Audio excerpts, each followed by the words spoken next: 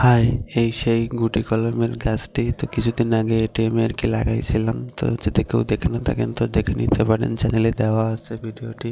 গুটি কলম থেকে কিন্তু সহজেই তারা তৈরি করা যায়, যেটা সবাই পারে আমি বিশ্বাস করি। তো এমন কোনো কঠিন কাজ নয়, তো চাইলে আপনারাও করে নিতে পারেন।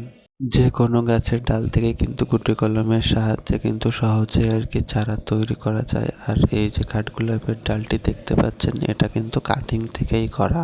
কাঠগোলাপের গাছ কিন্তু আমি এই প্রথম বসালাম, বা কাটিং থেকে চারাই আমি প্রথম করলাম। তো আর কি আমার একটাই গাছ ছিল, সেই গাছ থেকেই আর কি একটি চারা আমি করলাম। আর অপরদিকে এই যে পর্তুলকা গাছগুলো, এগুলো আমি কিছুদিন আগেই বসিয়েছি, এখন দু একটা করে ফুল ফুটছে।